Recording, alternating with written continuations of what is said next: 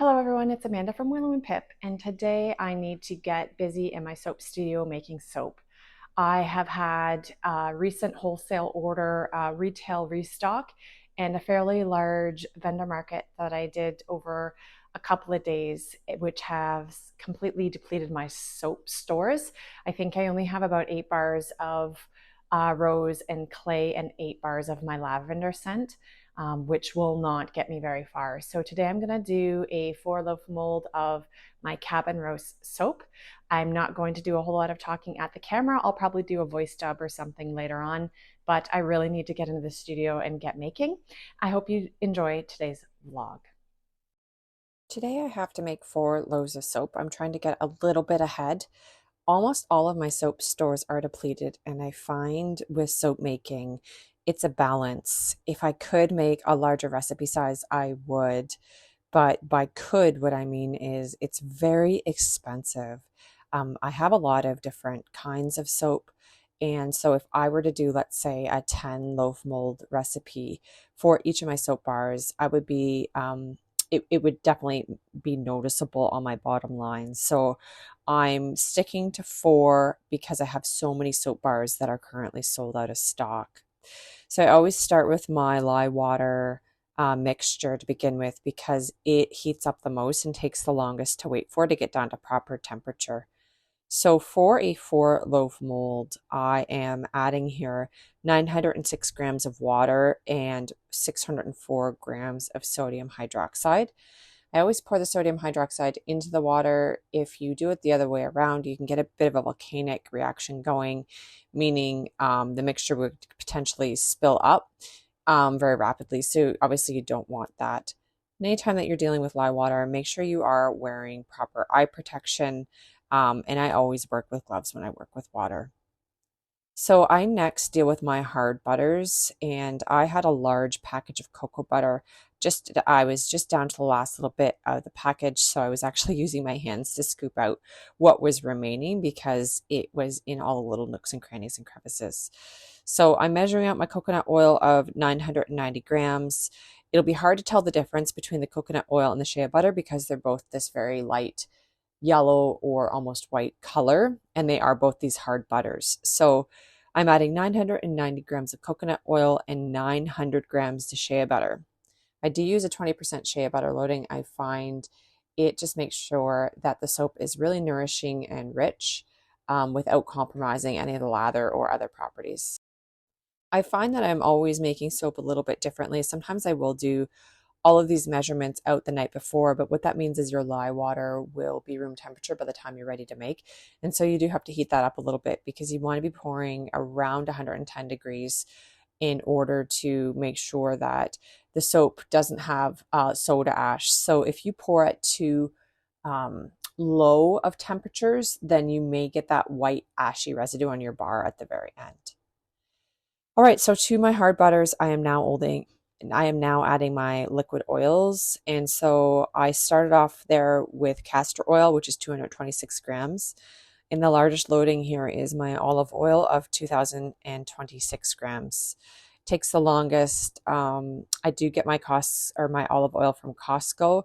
And I also get my grapeseed oil, which I'm adding next at Costco. I'm adding 360 grams of grapeseed oil.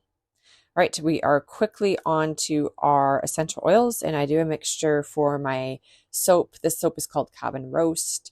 I do a mixture of 3 oils here, so I'm doing 180 grams of cedarwood. I am doing 48 grams of fir needle, and at the very end, you'll see a very dark oil. It's patchouli, and I'm doing 20 grams of patchouli. The great thing about soap making is you can scale up. So I have all of my recipes put in an Excel file. So all you have to do is ×2 for 2 loaves, ×3 for 3 loaves, ×4 for 4 loaves. And that's how I go about my soap making. And I find it saves me a lot of time and effort up front to be organized like this. So now I've just popped my butters and oils on a hot plate. Some people will use the double boiler method for this, meaning they put their pot of oils and butters into another pot of water and heat that water up. I find as long as you keep this hot plate on low, I have never had scorching or any other problem.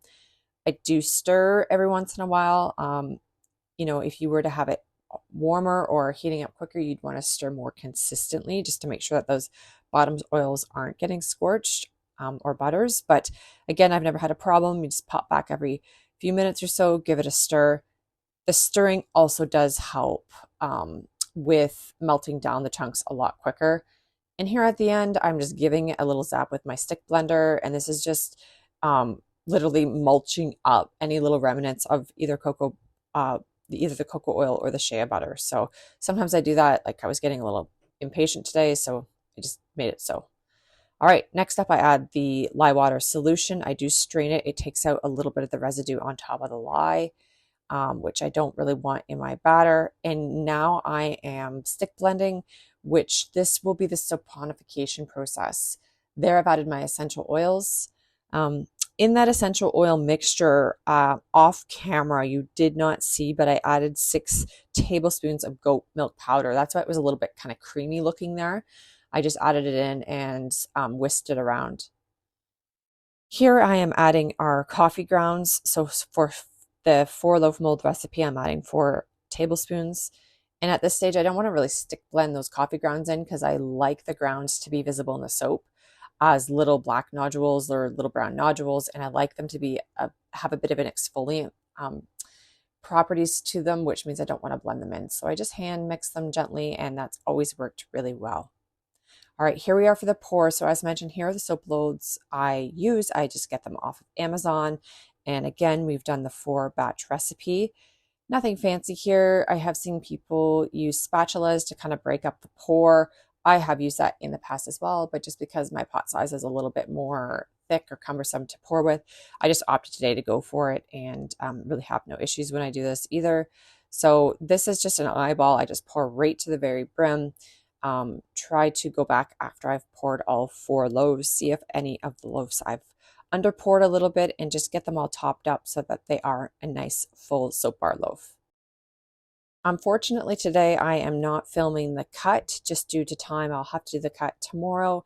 And I wanted to make sure that I was able to show what I was working on Sunday in my soap making studio. So I hope you don't mind, but I have other videos of this cabin roast soap. So if you really want to see it cut, just take a look under my other soap recipes playlist. Look for one that's called Cabin Roast, and you'll see the cut. Something that I often don't show is actually pouring into these little mini molds. These are just little circular molds where I will make these little hand soaps for your guest bathroom, or sometimes I'll put them into like a soap saver bag, put a bunch of them together and sell them that way. This just makes sure that I use absolutely all of my batter. You'll see me here scraping it right down and going back into the original soap molds just to make sure that I have zero waste. Because what's the point? Someone would love to have, a very, very full, large soap bar versus just wasting ingredients, which of course is waste to your business and bottom line. So I did have to wait maybe 10 minutes here. I poured the soap batter while it was pretty liquid. And so I waited about 10 minutes just for it to firm up enough into this consistency where I could do my shaping. I always like to shape one side then the other. I find it molds up into kind of this mountain peak really nicely. But this is where you'll want to use your own creativity, create your own design, create your own look. My recommendation is to do the same for each of your soap bars, because then your soap bars become a bit of your own personal branding, where if people see that kind of stylized soap, for me it's this kind of mountain peak, they know it's a Willow and Pip soap bar, and I think that that can't hurt any small business. As I was working through adding these mounds, it was even thickening up more, so it became more pronounced. And so it's about when I get to this second mold here that it's about perfect viscosity, and you can really see that I'm able to get the shape that I want, kind of scoop from the bottom, flip up, and that's where I get that nice mountainous peaking. I do spray these soap bars with 99% rubbing alcohol. That helps reduce soda ash. It's off camera, so I didn't show that today. And I will just put a cardboard box over top of these with a couple of towels to keep the warmth in and force gel phase. That's it for today, folks. I hope you enjoyed watching behind the scenes, watching me make my cabin roast soap. If you enjoyed this video or would like to see more, if you could please like and subscribe, it really helps boost my channel and helps support me as a small creator on YouTube. Thanks. See you next week.